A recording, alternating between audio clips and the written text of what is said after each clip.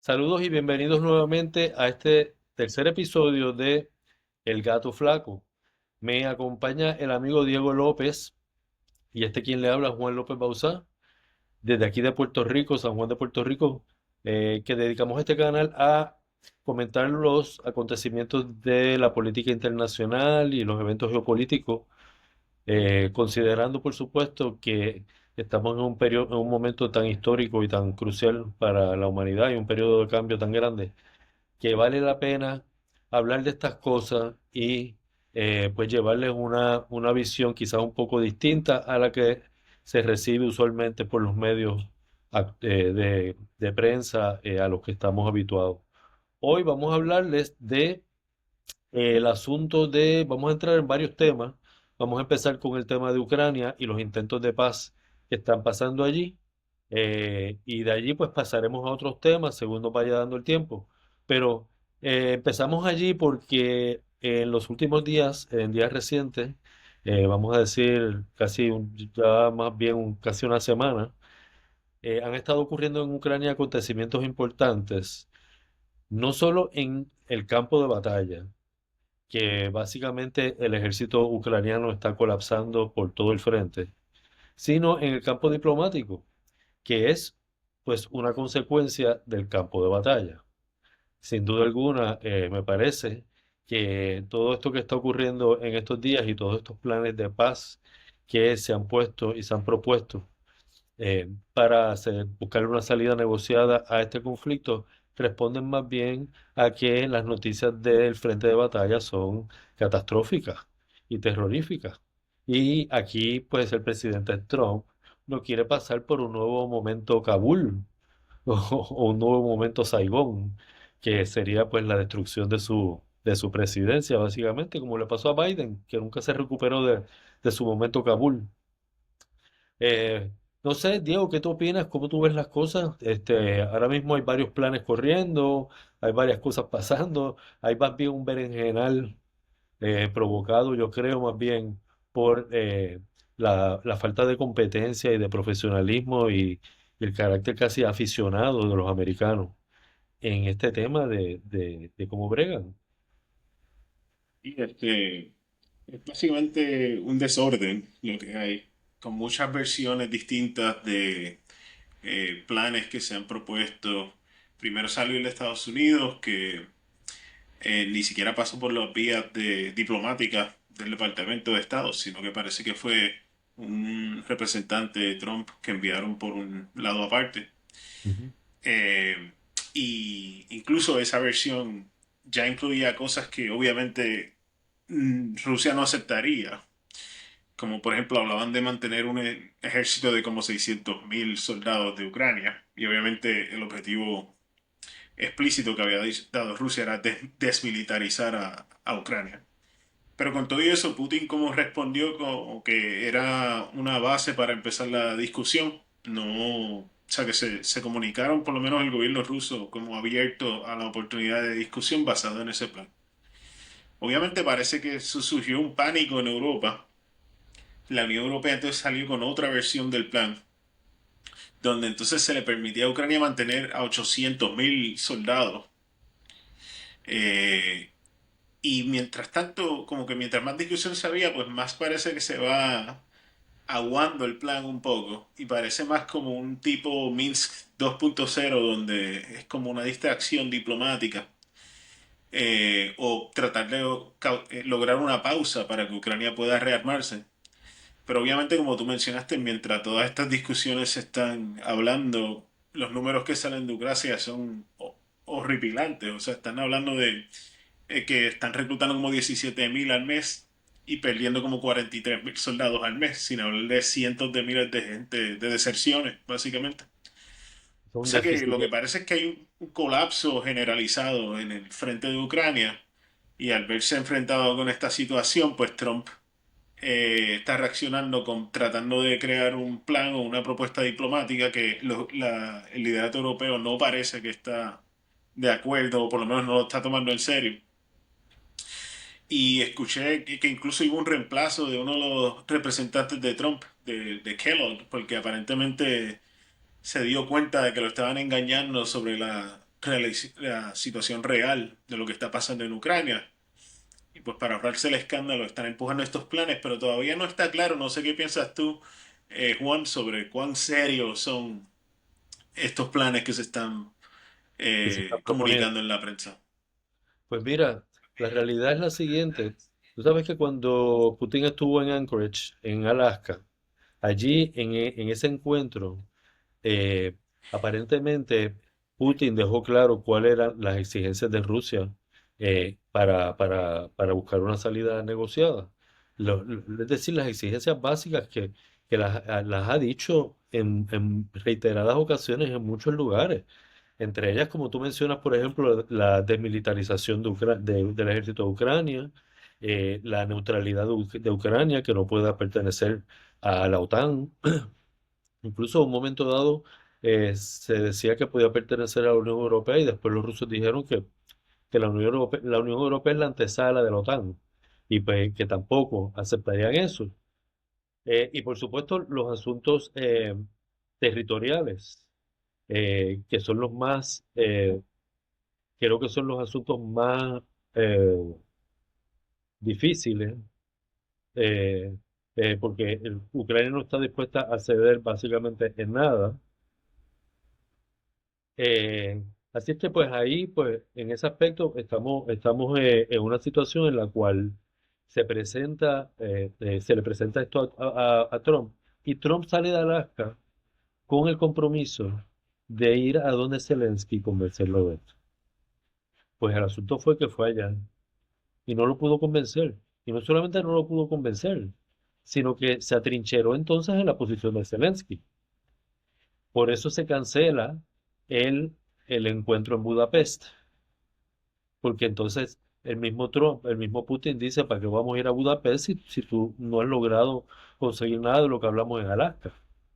Y entonces, pues todo esto estaba más bien en una especie de proceso hasta que aparentemente la caída de Pokrovsk, que es una de las ciudades importantísimas de allí, del Donbass, y lo que está ocurriendo en el frente, parece que eso le ha llegado a Trump, y Trump ha tenido una especie de visión eh, fabulosa de lo que está pasando, que no tenía antes, porque lo tenían engañado más bien.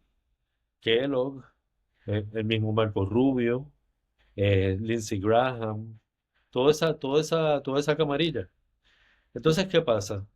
Está hasta cierto punto Trump contra la pared, porque no es capaz de convencer a Zelensky de lo que le prometió a Putin y a la misma vez no quiere pasar por un momento Kabul, no quiere que haya una derrota total de Kiev, del ejército ucraniano. Aquí es que yo creo que entra entonces la amistad y entra el personaje de Steve Witkoff, que tú sabes que es el enviado especial de Trump en Ucrania y en otros sitios también, en el Medio Oriente también, y que es su amigo realmente y que es del mundo de los bienes raíces y del desarrollismo. Y él se comunica con Kirill Dmitriev, que es el asesor económico de Putin, que se conocían en los múltiples viajes que ha dado Witkoff allá a Moscú, anteriores a ahora, ¿no? Y que no han surtido ningún efecto.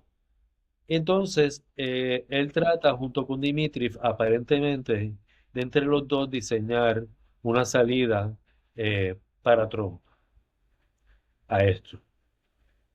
Más allá de la presidencia más allá de la presidencia de Rusia, rusa, del Kremlin, y más allá supuestamente de el gobierno mismo de Trump.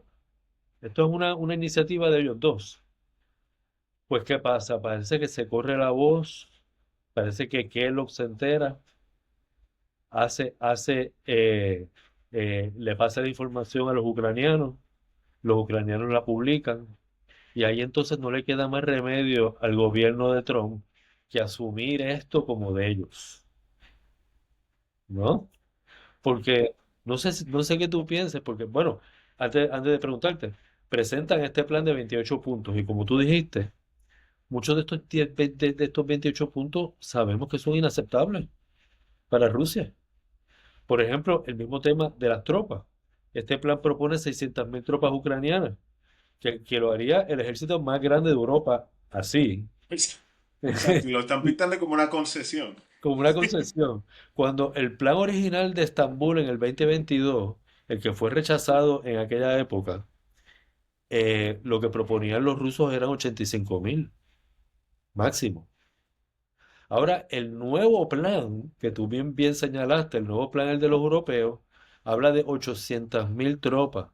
Y creo que la última versión le quitaron eso y la dejaron sin límite. O sea que la pregunta que te hago es, ¿qué tú piensas que Kirill Dmitriev sabe exactamente cuáles son las exigencias rusas? ¿Cómo él puede colaborar en un plan donde las exigencias rusas básicamente no son atendidas en gran parte? O sea, es que no entiendo qué pasa aquí, qué es lo que pasa aquí. A mí se me ocurre una cosa, a mí se me ocurre que realmente el plan es quizás de Estados Unidos, de Witkoff, quien lo planifica, y llama a Dmitriev para tratar de entrar en algún tipo de consulta con él respecto a lo que él ya ha elaborado. Y entonces los malvados de Kellogg y el grupo de allá los ponen a los dos como una yunta y los acusan a los dos de ser los confabuladores del plan. No sé, eso es lo que se me ocurre. Posible, también yo tengo preguntas sobre cuánta autoridad tiene Kirill Dmitriev en realidad. O sea, porque Eso es parece lo que como una pasa. persona que Putin pues le dio un poco de libertad para hacerle acercamientos al gobierno de Trump. Incluso si ves su perfil en Twitter, muchos de los posts son como que tratando de apelar a los Al- votantes MAGA. O sea, es Ajá. como bien político en su Ujú, método de comunicación y bien partidario ujú. al movimiento MAGA. O sea, yo me pregunto cuánta autoridad o capacidad diplomática tiene él formalmente hablando dentro del Estado ruso. Obviamente, pues sí tiene algún tipo de permiso y representa hasta cierto punto los intereses del gobierno, pero no estamos hablando como que fue Lavrov o alguien, un funcionario bien alto dentro del aparato diplomático de Rusia tampoco. Exactamente. Pero también es posible que es lo que tú dijiste, que vino completamente del lado estadounidense, entonces lo trajeron a él para atarlo y darle esa línea de que era un programa ruso. Yo fíjate, tengo otra teoría. Tú sabes que tan pronto salió el de los 28 puntos, que de hecho el día de hoy los rusos dicen que no han recibido ninguna cosa oficial, que todo Sí, esto es sí. extraoficial. Cuando apareció el primer programa de 28 puntos, el plan de 28 puntos, y que Putin dijo que puede ser una base razonable sobre la cual construir unas negociaciones futuras. También en esa misma reunión dijo que la preferencia de Rusia era acabar la guerra mediante los medios militares. Y a mí se me ocurre quizás que hay que entender que Putin no solamente se debe a una clase política dentro de Rusia, sino que también se debe a sus aliados. Estoy hablando China, India, Brasil, Irán, África del Sur, Indonesia. eh, y estos aliados también le exigen a Putin que le dé un break a la paz. Sí, o Y sea que hay presión en sí, Rusia para sí, parar. sí, de que hay presión también fuera de Rusia, de los aliados, para darle una oportunidad a la paz. Y yo creo que a lo mejor todo esto, y aquí me estoy poniendo un poco más maquiavélico y más, todo esto puede haber sido una movida misma del Kremlin, de utilizar a Dmitriev como una especie de garantía a un plan presentado por los Estados Unidos que los rusos se puedan dar el lujo de volver a rechazar y de entonces decirle a sus aliados, ustedes ven, no presentan un plan razonable. Aún con la colaboración de nosotros, que tratamos de ponerle un poco de razón a los planes que ellos presenten, no presentan un plan razonable, no atienden nuestras exigencias. Y es una manera un poco de salir del paso con el tema de la diplomacia y meterle entonces el acelerador a el tema militar. Eso es otra cosa que se me ocurre, ¿no? Sí. Lo impresionante obviamente es que incluso en ese plan de los 28 puntos que se mencionó saliendo de Estados Unidos, se mencionan cosas que hace unos años cuando empezó el conflicto serían impensables, como decir que Ucrania nunca entraría a la OTAN y que lo iban a codificar, o sea, que la misma OTAN lo iba a codificar. Ujú, Decir que Ucrania se saldría del Donbass. O sea, hay ciertas cosas que obviamente pues reflejan los avances militares que han hecho Rusia desde el 2022 para acá. ujú, Y pues eso que tú mencionas, que es el juego diplomático, pues se está dando con ese trasfondo del avance militar, que es lo que está determinando en realidad el tono de la conversación, de arriba ujú. abajo. Claro, claro, claro. Eh, pero obviamente hay unas contradicciones ahí, y es la corrupción colosal que ha ocurrido en Ucrania desde Oh, Biden, bueno, incluyendo antes de Biden. ujú, Pero, o sea, se está hablando ahora de que Zelensky se embolsilló cientos de millones de dólares ujú, ujú, y ujú. que Trump entonces para presionar al gobierno en Kiev está usando investigaciones anticorrupción para meterle presión a Zelensky a aceptar un tipo de tratado o de retirada. En esencia de lo que estamos hablando, una retirada de Ucrania. Ujú. Pero es una cosa, es inverosímil cuánta corrupción, o sea, los números que están hablando de corrupción por el gobierno de Kiev son colosales. O sea, hacen, Claro, claro. y en Puerto Rico que hablamos de Ujú. corrupción, pero no le llegamos ni a los tobillos a los números que están hablando en el caso de Ucrania. Y claro, desde el lado de Estados Unidos, porque desde la administración de Biden se hablaban de los lazos del hijo de Biden que estaba en la junta de la petrolera ucraniana, del Ujú. mismo Biden que le metió presión al fiscal para no investigar esas compañías. E inclusive en la administración Trump, en el plan, estaba viendo que una de las cosas que menciona el plan es que iba a haber un fondo de inversión para reconstruir a Ucrania. O sea, no era como un fondo de reconstrucción, un fondo de inversión. Y que el 50% de las ganancias iban a ir a Estados Unidos. No, eso es O sea, increíble. inclusive en la propuesta que están sacando, están codificando la corrupción también Es increíble. No, en y no esa solo, propuesta. no solamente eso, el fondo este sale, la mitad sale de los fondos rusos soberanos que están congelados en los bancos europeos. Es decir, quieren robarse 100 millones, 100 no, 100 billones, es decir, 100.000 millones de los rusos, del dinero de los rusos legal y soberano, que está allí congelado. Imagínate, eso entre tantas loqueras. Pero entonces lo que ocurre es que allá salen los ucranianos corriendo a pedir ayuda a los europeos, como tú bien dijiste. Salen entonces con un plan nuevo ahora. En el plan nuevo ya no hay ningún tipo de prohibición de que Ucrania entre a la OTAN, que esta es probablemente la primera causa de todo este conflicto. La original es esta, que es cuando se dijo allá en el 2008, creo que fue en Bucarest, en la reunión de la OTAN, que los miembros próximos de la OTAN serían Ucrania y Georgia. Y desde ese momento se convirtió este en el problema esencial. Pues ahora en el plan nuevo no hay con eso, no hay ninguna concesión territorial. Es como si, es casi casi como si ellos fueran los que están ganando la guerra y están pidiéndole a Rusia que capitule. Impresionante Impresionante. pero el liderato europeo.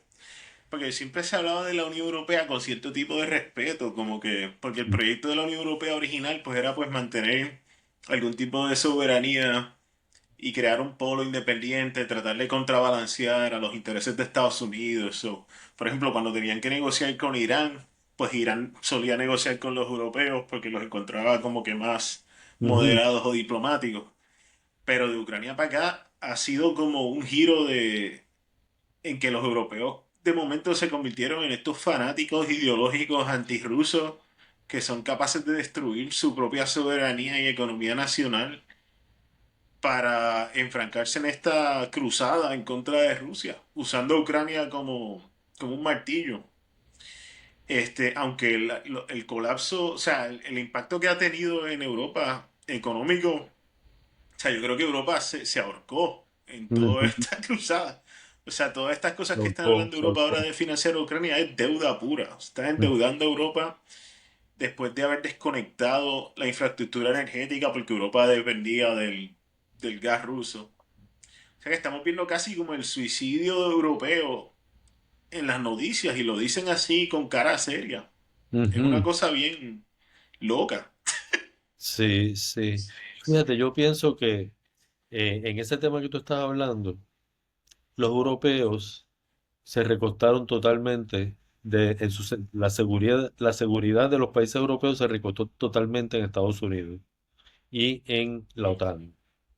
Y cuando vinieron los americanos con el plan, que es el plan viejo, que es el plan de dividir a Rusia en pedazos para poder quedarse con los recursos naturales de Rusia.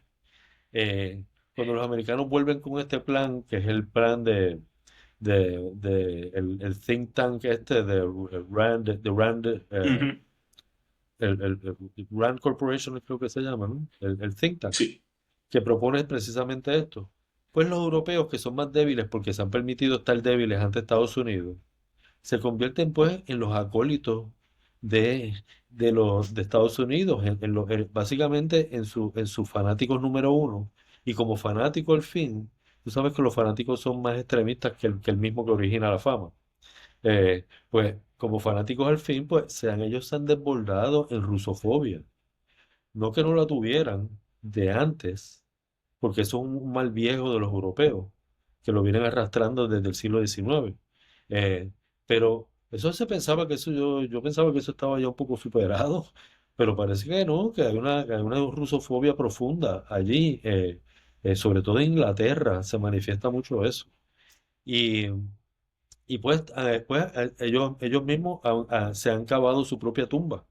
Y tú dirías que si cuando estás en el fondo del hoyo, dejarías de cavar, pero ellos siguen, siguen y siguen y siguen, y están ahora dispuestos a empujar a Ucrania a que continúe la guerra, lo cual es una locura porque ni están los armamentos ni están las tropas para lograr esto. No Eh, sé si viste, creo que uno de los generales franceses que le estaba hablando al público francés y dijo que las madres francesas tenían que estar listas para ofrecer a sus hijos. sí, sí, sí, sí, sí, O sea, sí. una locura de Francia. ¿No? Y Francia que está a un empujoncito de que Exacto, exacto. de una revolución allí. Sí. Eh, no, lo otro que escuché a través de Douglas McGregor, que estuvo hablando sobre el tema, y él pues tiene fuentes mucho mejores que las mías, por supuesto, es que ya hay descontento general entre la oficialidad del ejército ucraniano y que ya se habla entre las filas de ellos de un golpe de Estado en Kiev para tratar de sacar a todos estos locos, que todos están complicados y todos están, perdón, implicados en el esquema del robo de los 100 millones. En el robo de los 100 millones está implicado Andriy Yermak, que es la mano derecha de Zelensky. Humero, que es el ministro de Defensa. Renunció la ministra de Finanzas. Renunció el ministro de Justicia. Todos estos están metidos ahí. Y entonces, pues parece que, no sé, votaron a Kellogg, la parte de allá de los americanos. Y todo parece un caos general. Yo creo honestamente que los rusos se ríen de esto. Miran toda esta cosa y todo este berenjenal y todo este majarete que han creado aquí los americanos en este asunto diplomático y sencillamente se tienen que burlar y decir, seguimos hacia adelante. Y no solo eso, Diego, que es otro elemento que yo estoy seguro que es fundamental para los rusos, y es que ya que ellos han llegado hasta aquí, ellos no van a perder la oportunidad de ciertos logros de profundidad estratégica que ellos quieren. Y eso es tomar Odessa. Y eso es tomar Kharkov en el norte. que son ciudades rusas básicamente. Toda Ucrania es básicamente ruso, pero vamos, ese lado sobre todo de Ucrania son ciudades básicamente rusas. Así es que ahí yo creo que todos ellos, los rusos están dejando a los mismos ucranianos, europeos y americanos que se coman unos a los otros y ellos continúan adelante con la operación militar especial y expandirla. Porque como te fijarás, ninguno de los tratados habla con claridad qué va a pasar con Zaporilla y con Gerson, que son dos regiones que ya están dentro de la Constitución rusa como parte de la Federación Rusa. Y ellos no van a dar reversa en eso. Ellos de eso no se van a retractar. Así es que todo esto está bien todavía en el aire y yo honestamente no creo que vaya a ocurrir a salir de aquí ningún plan exitoso. Pero esto nos lleva y nos da pie a que el fracaso que está teniendo Trump en Ucrania, que es evidente y no hay mucho para taparlo, se tiene que contrarrestar con algún tipo de victoria en alguna parte y eso es lo que están buscando en Venezuela. Llevan ya no sé cuántos meses ahí, listos para el ataque, ready, pero no pasa nada. ¿Qué tú crees que ocurre, Diego? ¿Cuáles son la última que se sabe? Lo último que se ha discutido, obviamente, vimos la movilización de la Marina norteamericana, incluyendo el portaaviones más grande que tienen. Lo último que se ha mencionado es que entonces las tropas desplegadas al frente de Venezuela, creo que son 18.000, que han ido subiendo. La gente se pregunta, aparentemente 18.000 fue el número de tropas que desplegaron para tumbar a Noriega en Panamá. Entonces la gente se pregunta si escogieron ese número específico porque están tratando de Ujú, ujú, mostrar que esa es la movida, obviamente. Pero hay una gran diferencia entre la Panamá de Noriega y la Venezuela de Maduro en términos de la capacidad militar. ujú, Y yo creo que obviamente no se sabe exactamente y lo que se ve de la prensa venezolana es que se lo están cogiendo en serio con movilizaciones casi diarias. ujú, Se han creado organismos de resistencia a nivel comunitario, casi diario también. O sea que una movilización general en la sociedad venezolana, pues que muestra que hasta cierto punto se están cogiendo la amenaza en serio. Pero también parece que pues la posición de Venezuela es que pueden mantenerse en su posición y que Estados Unidos se va a echar para atrás. O sea, no ha habido ningún tipo de indicación de que Maduro se va a ir, aunque mucha gente lo habla como una fantasía de no, Maduro se fue en un avión a Cuba. Pero en realidad no hay ninguna indicación de que eso esté pasando. O sea, hasta cierto punto lo que hay es una posición de resistencia total desde el gobierno de Venezuela a cualquier tipo de cambio de régimen. Y quizás desde el lado de Estados Unidos, por lo menos en la prensa, se está viendo un cambio de tono. Por ejemplo, el New York Times publicó recientemente que María Corina Machado estaba mintiendo sobre los lazos de Venezuela con Irán, porque María Corina Machado lanzó unas acusaciones medio absurdas de Venezuela. ujú. Y Y del el mero hecho narcotráfico. de que el New York Times, que usualmente está apoyando los cambios de régimen, publique esa crítica bastante fuerte en contra de María Corina Machado, pues quizás da alguna indicación de que en el lado de Estados Unidos también está cambiando la posición o se están dando cuenta de que Venezuela quizás es más fuerte de lo que pensaba. Sí, yo estoy de acuerdo. De hecho, ese artículo que mencionas también habla de que lo que le informaban a Trump de las conexiones de Maduro con el narcotráfico también eran mentiras. Eh, Así es que ese cambio de tono es bien significativo, Diego, porque estoy empezando a sospecharme que las encuestas mismas en Estados Unidos señalan que el 70% de los votantes de la gente que votó en las últimas elecciones están opuestos a ese a ese operativo allí en Venezuela.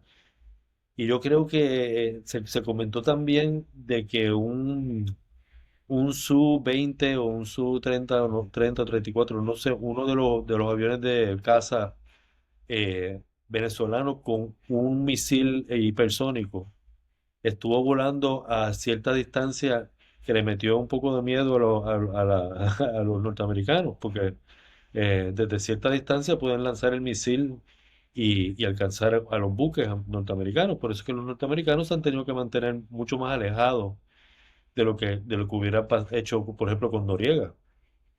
Con Noriega estaban ahí en la costa. Ahora no es lo mismo. Ahora tienen los misiles antibuques que son hipersónicos, para colmo. Y los tienen desplegados en las costas y también eso se dispara desde los aviones.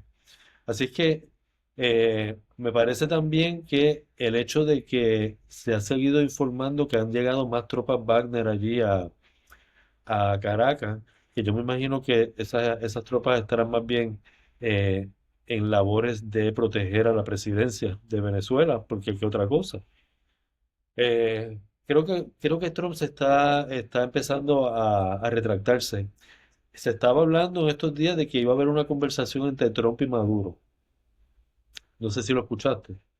Eh, Se me hace muy curioso pensar qué puede, o sea, qué le puede pedir Trump a Maduro. Eh, Renuncia a la presidencia y vete, ¿para dónde? Te doy garantías de qué, si, qué garantías le pueden dar a Maduro. ¿De qué? Maduro no se puede creer nada, ninguna garantía de nadie de ellos. Eh, Así es que pues de esa conversación yo te puedo asegurar que si Trump lo que está es retractándose, de esa conversación va a salir Trump diciendo que Maduro acordó con él, que le iba a dar no sé qué por ciento de los pozos a la Exxon, para que Exxon entre otra vez allí, y todo lo que ya le ofrecieron, todo lo que ya Maduro le ofreció. Pues él lo va a recalcar y a reiterarlo como si fuera un logro de esa conversación. Y esa es su estrategia de salida. Por supuesto, queda bien mal parado en términos de lo que es tanta movilización para eso. Y obviamente hay que estar pendiente entonces si se da la discusión, ¿verdad? De que no pase algo como lo que pasó con cuando se empezaron a discusiones con Irán, porque yo creo que Trump empezó discusiones con Irán y 5 días después le dio permiso a Israel de atacar a Irán. Claro, Y claro, poco claro. después empezaron a bombardear. O sea que siempre está la táctica de entonces así vamos a hablar para Sí, sí, después sí, traer sí. la puñalada en la Sin espalda. duda, sin duda, sin duda, sin duda. Pero como tú dices, es bien difícil imaginarse qué le puede ofrecer a Trump o qué le puede ofrecer Trump a Maduro que puede cambiar la ecuación significativamente. Ujú, ujú. No tiene nada en realidad. Versus por el otro lado, yo creo que si Maduro le ofrece a Trump abrir un hotel en Caracas y que los chavos vayan a la familia de Trump, quizás Trump lo coge como una ganancia, tú sabes, como Sí, que sí, ganó sí, algo. sí, sí, sí, sí, sí.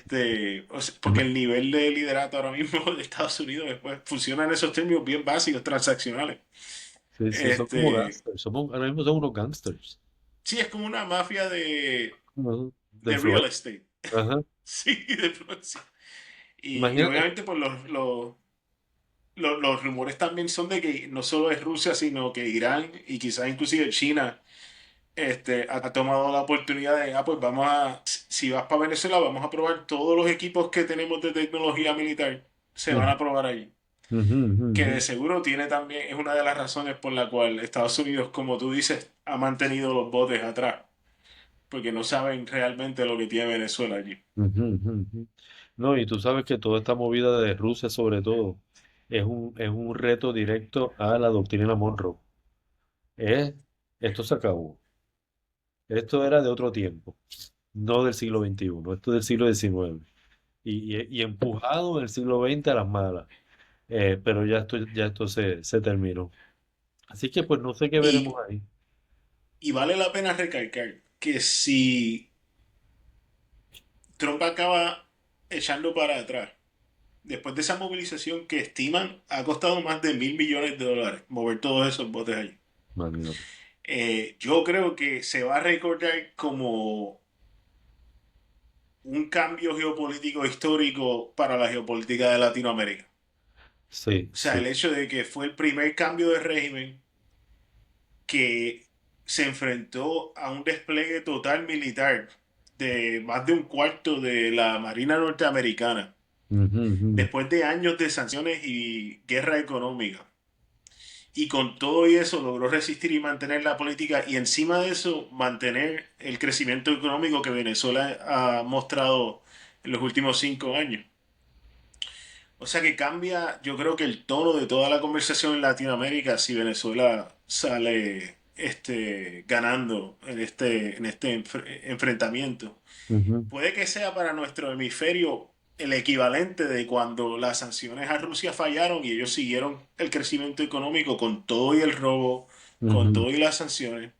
O sea, puede que sea ese nivel de magnitud, obviamente para Sudamérica y Latinoamérica, que es distinto en cuanto a magnitud, a que Rusia, que es un nivel global, pueda sobrepasar toda esa guerra económica y guerra militar. Pero yo creo que puede tener significado histórico para Latinoamérica. Pero veremos a ver qué pasa. No, yo estoy totalmente de acuerdo contigo, absolutamente. Eso sería un acontecimiento de verdad que atronador, como dicen. Y de ahí, no nos vamos antes de aquí del programa sin comentar, aunque sea un poquito, sobre lo que pueda estar pasando también ahora en Israel y el Líbano y lo que ocurrió allí con el bombardeo de Israel en Beirut, donde asesinaron a uno de los líderes de Hezbollah, no el líder máximo, pero a uno de los principales, de los clérigos principales que componen esa organización. ¿Qué tú me dices de eso? ¿Qué tú opinas? Bueno, pues de lo que hemos podido ver, obviamente lo que podemos decir es que no hay cese al fuego con Israel. O sea, cuando se anuncia que hay un cese al fuego o algún tratado, pues en realidad lo que se baja es la intensidad de una guerra que lleva décadas contra Ujú, los pueblos árabes de la región. Y pues ahora lo que vimos fue el asesinato de lo que entiendo es el comandante en jefe del ala militar ujú, de Hezbollah, que creo que le dieron ese puesto recientemente. Pero además de eso, han habido varios bombardeos de Israel contra campamentos de refugiados palestinos en Líbano, ujú, donde cientos han muerto. Este, Así que la campaña de Israel con todo y el cese al fuego se mantiene. Yo escuché a alguien decirlo que es como que el genocidio continúa siempre y lo que varía es el volumen. Como que dice, cesa el fuego, pues lo vamos a 2. ujú, ujú, No hay acuerdo, pues lo subimos a 10.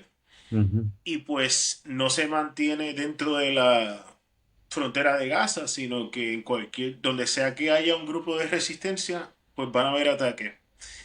Y obviamente pues muestra que el Líbano en realidad no es un país soberano. O sea, dentro de lo que se consideraría como integridad nacional, pues la única fuerza capaz de mantener cierto tipo de integridad nacional o de fronteras en Líbano era Hezbollah. ujú, O sea, Hezbollah es la única fuerza en la región que logró recuperar territorio de Israel, porque Israel en algún momento llegó hasta Beirut ujú, ujú, ujú, y fue Hezbollah el que lo había sacado. ujú, Obviamente desde octubre 7 del 23 para acá y con el asesinato de Hassan Nasrallah, el líder de Hezbollah, pues se ha ido erosionando la capacidad de resistencia de Hezbollah, o eso parece. Eh, y la posición que ha tomado Hezbollah parece que es, bueno, como la crítica mayor que se nos hace, es que nosotros no le damos la oportunidad al Estado libanés a ejercer la integridad nacional y a defender a la nación, pues vamos a dejar que lo haga. O sea que todavía no ha habido una contraofensiva de Hezbollah contra Israel. Y la interpretación que se ha ofrecido de eso es que pues, le están dando la oportunidad al Estado de Líbano a que haga algo, a que defienda al país si de verdad quiere tomar esa autoridad. El problema es que obviamente pues el gobierno de Líbano está casi balcanizado internamente, tienen una constitución es totalmente sectaria, donde el presidente tiene que venir de una religión y el primer ministro de otra. Está casi diseñado para ser inefectivo. Encima de eso, el Líbano tiene una de las bases militares más grandes de Estados Unidos, que es la embajada. O sea, es un complejo de... La embajada americana en Líbano es un complejo básicamente militar inmenso. O sea, estamos hablando de un país que está balcanizado internamente y hasta cierto punto ocupado. Y Hezbollah pues navegando esa situación bien difícil mientras Israel pues puede actuar con impunidad y continúa con esta campaña de asesinatos que lleva décadas. Ujú. Tú sabes que recientemente hubo un intento de desarmar a Hezbollah y alegadamente a través del mismo gobierno del Líbano, pero no pudieron hacerlo. Realmente, pese a todo y pese a todo el estado de división que hay allí adentro, incluso los cristianos libaneses apoyan a Hezbollah. Y Hezbollah sí cuenta con un apoyo grande.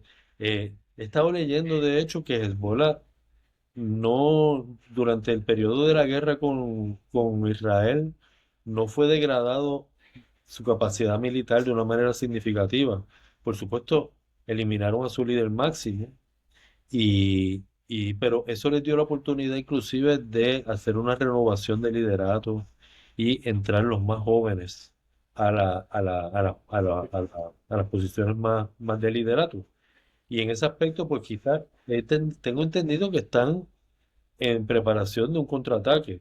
Incluso Irán ha dicho que se vengará de esto, lo cual me hace pensar que puede ser una excusa que utilice Irán para hacer un ataque preventivo o un primer ataque contra Israel, cosa que nunca ha hecho Irán. Eh, lo que sí fue que hace unos días, creo que antes de ayer, hubo una movida de unos jets israelíes que penetraron el espacio aéreo de Irak y retaron un poco las defensas de Irán para ver cómo se funcionaban y qué tal estaban. O sea que hay una movida ahí en la zona de parte de Israel, ya un poco prebélica, que pues puede estar anunciando la reanudación del conflicto con Irán, que personalmente a mí no me cabe duda de que esto va a pasar. Tarde o temprano esto va a pasar.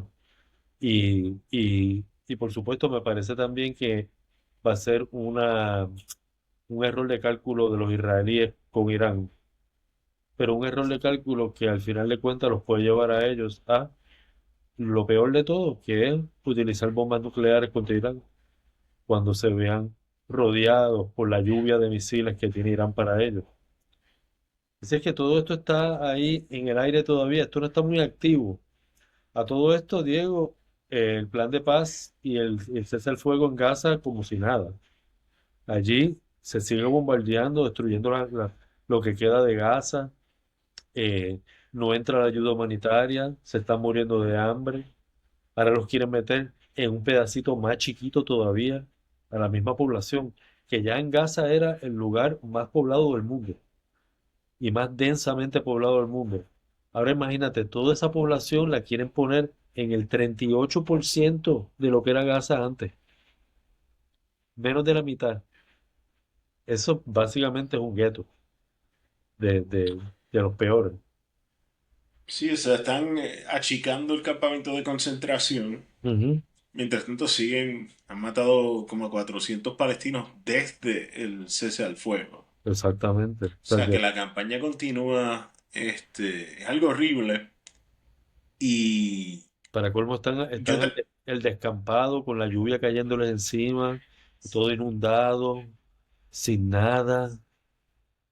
Afuera están en los camiones están las casetas de campaña por miles, por miles, por miles y no las dejan entrar. De verdad es una crueldad, es un nivel de crueldad y de salvajismo que, que yo de verdad, yo sabía que Israel era capaz de todo esto, pero hasta este punto uno se espanta, aunque uno lo sepa, no deja de espantarse. sí, yo creo que también yo estaba. consciente de que eran capaces ellos. Lo que a mí me sorprendió es que los árabes o los gobiernos árabes serían capaces de dejarlo pasar. Sí, Eso eso, fue lo que no me esperaba, eso. que se Pero, pero, yo- dejara llegar a este punto. pero yo pienso que eso tiene su tiempo también contado, porque todos esos líderes tendrán que responder a unas poblaciones que tarde o temprano no van a sostenerse más. El rey de Marruecos está allí pues, por nada, porque allí casi se le forma una revuelta no hace mucho. Y así estarán todos prontamente, el de Jordania y todos ellos. Bueno, yo creo que vamos a tener que parar aquí, Diego, porque ya nos extendimos bastante. Eh, pero creo que cubrimos los temas principales. Nos queda todavía hablar un poquito, que lo hablaremos la próxima vez, sobre las tensiones que han renacido entre Japón y China eh, por las imprudencias de la primera ministra japonesa Takaichi, que pues, pero de eso hablaremos la próxima vez porque pues ahí hay mucha también tela que cortar. Perfecto, Diego, tremendo programa. A todos ustedes que nos escuchan, si les ha gustado este programa, por favor denle like al botón y suscríbanse al canal para poderle darle más, pues poder regar más la voz de lo que está pasando y estas discusiones que son fundamentales para entender mejor el mundo y que pues que este canal pueda alcanzar un mayor público. Eh, espérenos para nuestro próximo programa que aparecerá en los próximos días. Bueno, hasta luego. Hasta la próxima.